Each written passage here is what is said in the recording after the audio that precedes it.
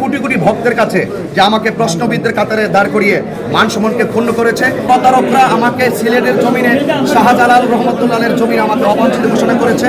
আমি আইনি প্রোটেকশনের মাধ্যমে আইনের মাধ্যমে আমি প্রমাণ করে দিতে চাই যে ওরা ওই প্রতারকরাই সিলেটের জমিন থেকে শাহজালাল ইয়ামুর রহমতুল্লাহের জমিন থেকে অবাঞ্ছিত হবে।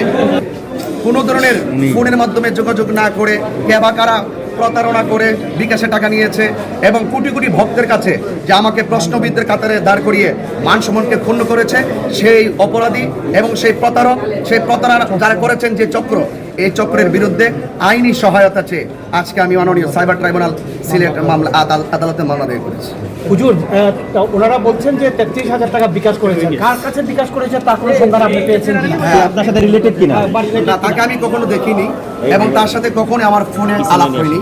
তবে আমি তার যিনি বক্তব্য দিয়েছেন তার যে নাম বলেছেন, যে এলাকার নাম বলেছেন লাখাই উপজেলা মুরাকুড়ি এলাকার আব্দুল কুদ্দুস নুরি নামে একজন নাম বলেছেন।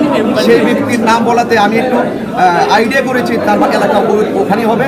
লাইভের মাধ্যমে এই বিষয়টা বেরিয়ে এসেছে। এখন আমি আশা করব তদন্তের মাধ্যমে সেই বিষয়টা বেরিয়ে আসবে এবং প্রকৃত অপরাধী যারা অবশ্যই তাদেরকে এবং আইনের আওতায় হবে। পাশাপাশি যে ছেলেটা বিকাশে টাকা নিয়েছে সেও পার্সোনাল ফুল আইডিতে যেন একটা বিবৃতি দিয়েছে, সে তার অপরাধ স্বীকার করেছে মর্মে আমার কাছে একটা ভিডিও বার্তা এসেছে যেটা সংরক্ষিত আছে, হয়তো পেনড্রাইভের মধ্যে সেটা চলে আসবে। আর পাশাপাশি আইনি সহায়তা, আইনি প্রোটেকশনে এই বিষয়টা প্রকৃত অপরাধীকে আইনের কাঠগড়ে দাঁড় করাতে হবে। পাশাপাশি আমি এটাই চাই যে যারা প্রতারণা করে প্রতারকরা সর্বমহল থেকে অবাঞ্ছিত হবে, এটা আমি প্রত্যাশাকে মহামান্য আদালতের কাছে।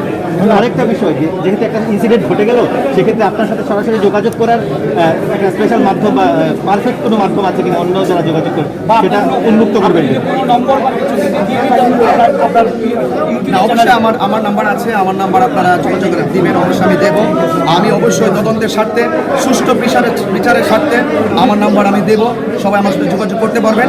পাশাপাশি এতটুকুই চাই, যারা ওই মাহফিল অত্যন্ত ভাষায় গালাগালি করে, আমি দায়িত্বহীন কথাই বলতে চাই, যারা অত্যন্ত ভাষা আমাকে গালাগালি করে, আমাকে একটি মিথ্যা সাজানো নাটক দিয়ে আমার মান সম্মান ইমেজকে ক্ষুণ্ণ করেছে, অবশ্যই যেই প্রতারকরা আমাকে সিলেটের জমিনে শাহজালাল রহমতুল্লাহের জমিনে আমাকে অবাঞ্ছিত ঘোষণা করেছে, আমি আইনি প্রোটেকশনের মাধ্যমে আইনের মাধ্যমে আমি প্রমাণ করে দিতে চাই যে ওরা ওই প্রতারকরাই সিলেটের জমিন থেকে শাহজালাল ইয়ামুর রহমতুল্লাহের জমিন থেকে অবাঞ্ছিত হবে, কিন্তু কোনো ধরনের উলামায়ে কেরাম নয়।